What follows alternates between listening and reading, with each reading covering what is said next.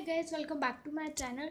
आज की वीडियो में हम करने वाले हैं जियोग्राफी का एक चैप्टर नंबर 3, जिसका नेम आप देख सकते हैं मिनरल एंड एनर्जी रिसोर्सेज। तो इस चैप्टर को स्टार्ट करने से पहले प्लीज़ मेरे चैनल को सब्सक्राइब कर दिए अगर आप मेरे चैनल पर नए हैं, और बेल आइकन को प्रेस कर दें जिससे कि आपको नोटिफिकेशंस मिलते रहें, और इस वीडियो को लाइक करें और अपनी फैमिली फ्रेंड्स के साथ शेयर करें। तो ठीक है, बिना देरी के हम अपना चैप्टर स्टार्ट करते हैं। यहाँ पर आपको ये कुछ पिक्चर्स दिख रही होंगी, मैं बड़ी करके दिखाऊंगी कि ये पिक्चर्स हैं मिनरल एंड एनर्जी रिसोर्सेज की। फर्स्ट 3 पिक्चर्स हैं ये, एंड सेकंड 2 पिक्चर्स,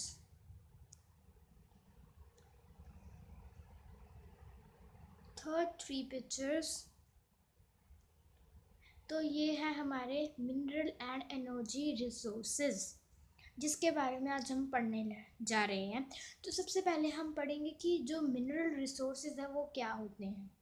अब मैं बता दूं कि मिनरल रिसोर्सेज क्या होते हैं।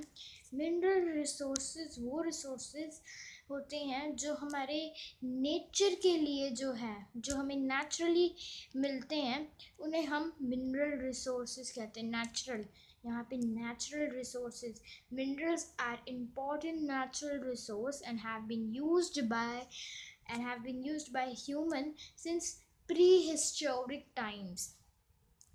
यहाँ पर प्री हिस्टोरिक टाइम्स का क्या मतलब है? प्री हिस्टोरिक टाइम्स का मतलब है जैसे कि हम में से बहुत लोगों ने ये बात सुनी हुई है कि मॉन्कीज से ह्यूमंस बने, फिर ह्यूमन से और ह्यूमन की जनरेशन स्टार्ट हुई। तो मेन रोल जो थे वो मॉन्कीज का था, कि मॉन्कीज जो थे, मॉन्कीज से ह्यूमन बने। तो ठीक है, मान लेते हैं कि मॉन्कीज से ह्यूमंस बने। हमारा क्या है, हम तो अब ह्यूमन हैं, हमें मानने में कुछ नहीं है, हम मान सकते हैं। और क्या पता वो सच हो कि मॉन्कीज के कारण ही हम ह्यूमंस हैं। तो we should respect our animals as well. इससे एक सीख भी मिलती है हमें। तो चैप्टर के बारे में बात करते हैं कि मिनरल जो हैं वो बहुत इम्पॉर्टेंट नेचुरल रिसोर्स हैं जो हमें अपनी नेचर से मिलते हैं। एंड उसके बाद ये जो मिनरल्स हैं ये हमारे प्री हिस्टोरिक टाइम से यूज़ किए जाते हैं।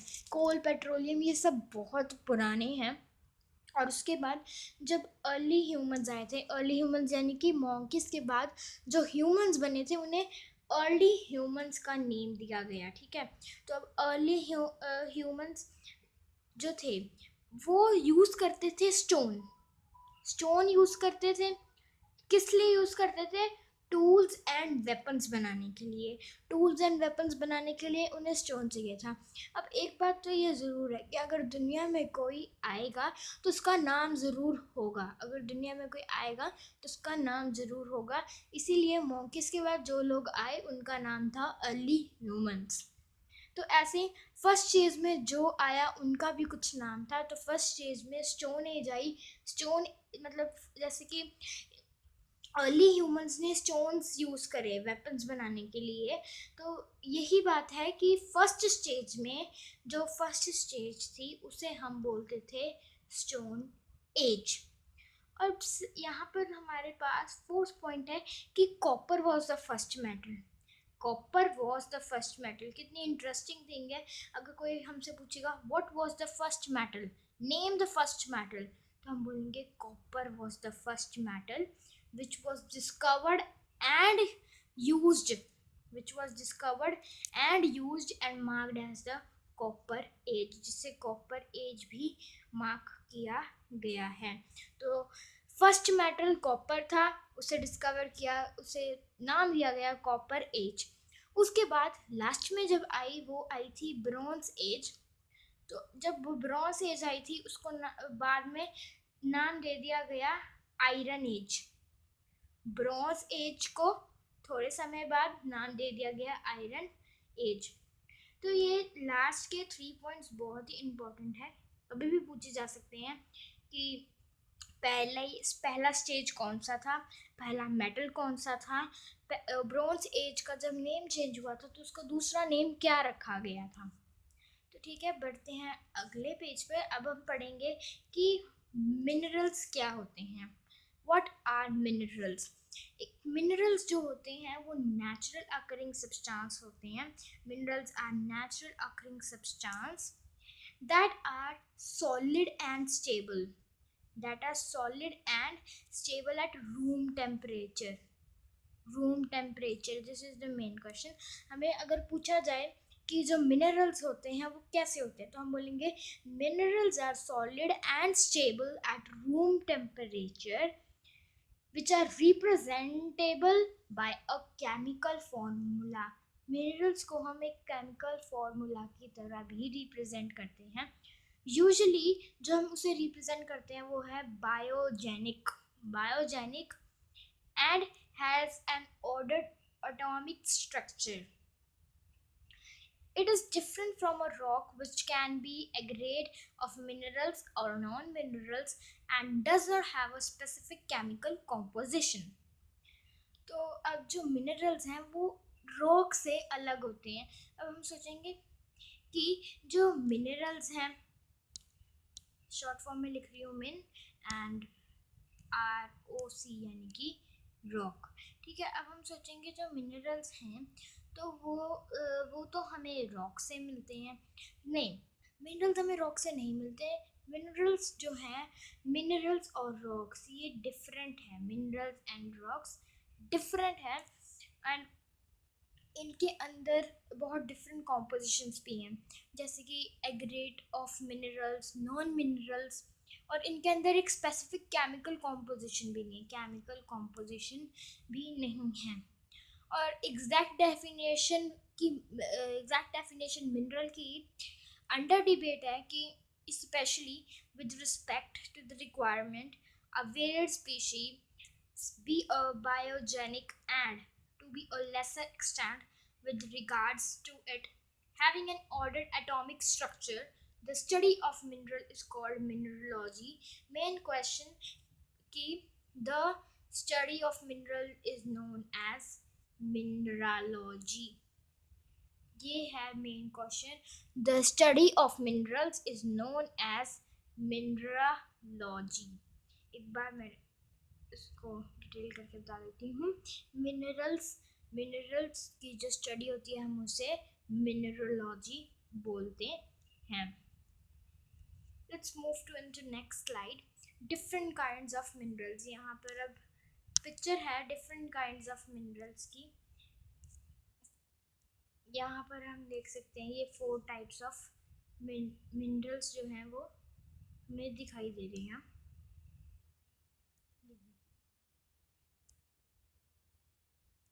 Different kinds of minerals. बड़ा करके दिखाऊंगी एक mineral. First mineral, second mineral, third mineral and fourth mineral. तो अब हमने मिनरल्स तो देख ही लिए हैं कि मिनरल्स क्या है. अब हम मेन क्वेश्चन डिफ्रेंशिएट जरूर पूछा जाएगा metallic and non metallic minerals के बीच में डिफ्रेंशिएट करना. तो अब ये डिफ्रेंशिएट भी बहुत ही इजी है. सबसे पहला डिफरेंस है कि minerals from which minerals are extracted are called the metallic minerals. दूसरा भी सेम है कि minerals consisting of non metals are called as non metallic minerals. अब मैं इसको हिंदी में एक्सप्लेन करती हूँ कि मिनरल्स जिनसे हमें मेटल मिलता है उन्हें मेटालिक मिनरल बोलते हैं, और मिनरल्स जिसमें नॉन मेटल्स प्रेजेंट होते हैं उसे हम नॉन मेटालिक मिनरल्स कहते हैं. आई होप कि फर्स्ट पॉइंट क्लियर हो गया होगा. अब these minerals are malleable and ductile. These minerals are malleable and ductile. These minerals are neither malleable nor ductile. Differentiate में अगर एक चीज हमारी पॉजिटिव होती है तो दूसरी चीज नेगेटिव होती है. ठीक है, अब जैसे यहाँ पे थे ये मैलिएबल और डक्टाइल दोनों थे, और अब यहाँ पर ये ना ही मैलिएबल है और ना ही डक्टाइल है. थर्ड पॉइंट है ये मेटालिक मिनरल्स जो मिनरल्स होते हैं ये मिनरल्स एसोसिएट होते हैं इग्नियस एंड मेटामॉर्फिक रॉक से, और नॉन मेटालिक मिनरल्स एसोसिएट होते हैं सेडिमेंट्री रॉक से। मेन क्वेश्चन है कि नॉन मेटालिक मिनरल्स जो हैं they are associated from which rock? Non metallic minerals are associated from sedimentary rocks and metallic minerals are associated from igneous and metamorphic rocks. अगले point पे आते हैं। Metallic minerals are usually hard and have a shine or a luster of their own, and non-metallic minerals, they are not so hard and have no shine or luster on their own. Now examples of metallic minerals are iron, copper, bauxite, tin and magnesium. Examples of non-metallic minerals are coal, salt, clay, etc. अब ये एक flow chart है open का। ये जो flow chart है ये है एक्सट्रैक्शन ऑफ मिनरल्स का फ्लो चार्ट। ये फ्लो चार्ट सेम आपको अपने बुक के यानी कि social science resources and development book के पेज नंबर 23 पे ये सेम टेबल मिलेगा, एंड नॉन मेटालिक मिनरल्स भी आपको उसी पेज पे मिल जाएंगे। उसका भी फ्लो चार्ट है पेज नंबर 23 पे। मैं एक बार यहाँ पे लिख देती हूँ, पेज नंबर 23 पे आपको ये टेबल मिल जाएगा। इसे देखने की ज़रूरत ही नहीं, क्योंकि आप यहाँ पर पढ़ रहे हैं, फोकस लर्निंग में पढ़ रहे हैं, तो आपको देखने की ज़रूरत ही नहीं है। लेकिन फिर भी अगर आपको देखना तो you can watch. Extraction of minerals. अब एक्सट्रैक्शन ऑफ मिनरल्स के आगे अब हमारे पास 3 पार्ट्स हैं। कितने पार्ट्स हैं? 3। अब इन 3 पार्ट्स का पहला पार्ट है माइनिंग। माइनिंग के बाद ड्रिलिंग, ड्रिलिंग के बाद क्वेरिंग, एंड उसके बाद माइनिंग के अंडर हमारे पास 2 और पार्ट्स हैं, जो है open cast mining and shaft mining. अब हम शाफ्ट माइनिंग और ओपन कास्ट माइनिंग को माइनिंग के अंडर लेंगे, ठीक है। बाकी सारी चीज़ें अलग अलग हैं, बस माइनिंग के ही 2 पार्ट्स हैं। तो एक फ्लो चार्ट है, मैं बड़ा करके भी दिखा देती हूँ। Extraction of minerals, mining, drilling, quarrying. Mining के 2 parts, open cast mining and shaft mining. अब हम पढ़ेंगे यूजेस ऑफ मिनरल्स। अब जो मिनरल्स हैं वो ज़्यादातर इंडस्ट्रीज में यूज होते हैं। Minerals are used in many industries. उसके बाद minerals which are used for gems are usually hard. Copper is another metal used. Copper is another metal used in everything from coins to pipes. अब हम सोचेंगे copper की coins, yes copper की coins, copper की pipes, coins and pipes of copper. अब उसके बाद silicon. Silicon ना कंप्यूटर इंडस्ट्री में यूज होता है, और वो पता है ऑब्टेन कहाँ से होता है? क्वार्ट्ज। क्वार्ट्ज से ऑब्टेन होता है, quartz. Silicon obtain from quartz and used in computer industry. अब एल्युमिनियम कहाँ से? एल्युमिनियम ऑब्टेन होता है ओर बॉक्साइड। किसके और बॉक्साइड से? एल्युमिनियम के और बॉक्साइड से। और कहाँ यूज होता है? ऑटोमोबाइल एंड एयरप्लेन्स में यूज होता है। अब कन्वर्सेशन ऑफ मिनरल्स। यहाँ पर मैं एक आपको बताना चाहूँगी कि although more than 2,800 types of minerals have been identified, but only about 100 are considered as ore minerals. ये एक फैक्ट है कि जो 100 कंसीडर जो 100 मिनरल्स हैं वो कंसीडर किए गए हैं ओर मिनरल्स, और 2,800 टाइप्स ऑफ मिनरल्स जो हैं वो सिर्फ आइडेंटिफाई किए गए हैं। अब उसके बाद हम आते हैं conservation of minerals. The increasing world population and the demand of more and more people to have higher standards of living have resulted in the increased use of mineral resources. Minerals are non-renewable. Once consumed, they are completely exhausted and cannot be regenerated soon. The ways in which mineral can be conserved are that we will read afterwards, but let me explain the few points to top points. The increasing world population, जैसे कि हम सब जानते हैं कि हमारे India में जो पॉपुलेशन है वो डे बाय डे इंक्रीज होती है और डिमांड भी ज़्यादा से ज़्यादा हो रही है पीपल की। जो रिच पीपल है उनकी डिमांड्स तो पता ही है हमें बहुत हाई होती है and demands more and more हो रही है पीपल की। उनके स्टैंडर्ड्स ऑफ लिविंग भी हाई हो रहे हैं, लोग रिच हो रहे हैं, उनके स्टैंडर्ड ऑफ लिविंग भी हाई हो रहे हैं और जो हमारे लिए एक नुकसान के रूप में दिखाई दे रहा है, क्योंकि अगर देखो पॉपुलेशन ज़्यादा होगी तो मिनरल रिसोर्सेज का यूज़ भी ज़्यादा होगा।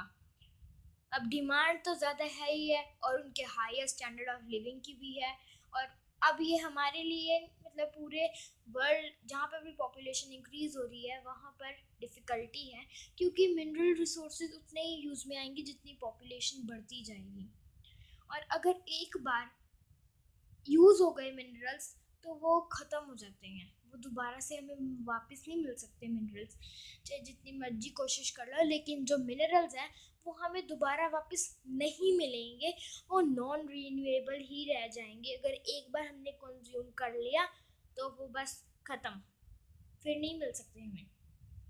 अब यहाँ पर हमने पढ़ा था कि the ways in which minerals can be conserved are, तो अब यहाँ पर 3 वेज है: रिसाइकलिंग, अवॉइडिंग वेस्टेज, सब्सिस्टेंसली।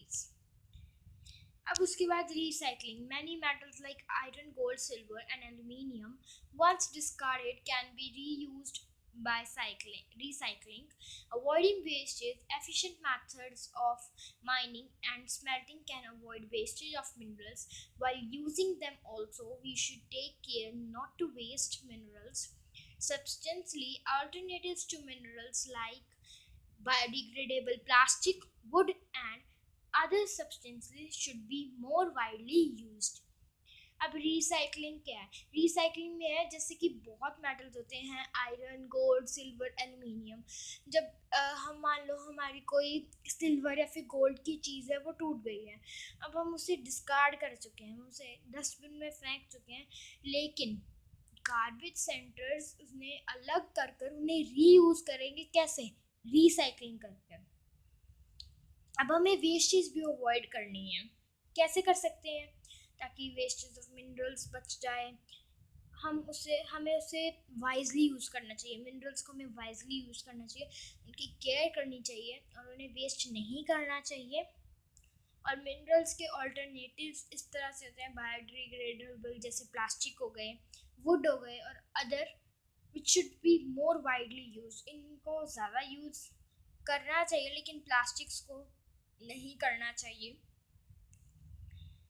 एंड इसके बाद है पावर रिसोर्सेज। पावर रिसोर्सेज क्या होते हैं? पावर और energy plays a visual role in our lives. We need the power for industry, agriculture, transport and communication as well as defense. Power resources may be broadly categorized as conventional and non-conventional resources. अब power resources के भी 2 parts हैं, convectional and non convectional resources, जो हम अपनी अगली video में पढ़ेंगे। लेकिन अभी हम पावर रिसोर्सेज का फुल टॉपिक मतलब पावर रिसोर्सेज की डेफिनेशन समझ कर ही जाएंगे। तो पावर रिसोर्सेज क्या होते हैं? ये हमारी ज़िंदगी में बहुत ही इम्पॉर्टेंट रोल प्ले करते हैं। ये हमें पावर देते हैं, जैसे कि हम अपने डिवाइस चार्ज करते हैं, है ना, तो जो इलेक्ट्रिसिटी हमें मिलती है तो वो इन्हीं पावर रिसोर्सेज के थ्रू ही मिलती है। अब ट्रांसपोर्ट में ऑयल है तो वो टेक्नोलॉजी है, पावर रिसोर्सेज है। और ये ब्रॉडली कैटेगराइज होते हैं 2 पार्ट्स में, कन्वेक्शनल एंड नॉन कन्वेक्शनल। आगे जाके कन्वेक्शनल में भी पार्ट्स आएंगे एंड नॉन कन्वेक्शनल में भी आई के पार्ट्स तो वो हम अपनी अगली वीडियो में पढ़ेंगे, लेकिन जाते जाते मैं आपको एक फैक्ट बता देती हूँ।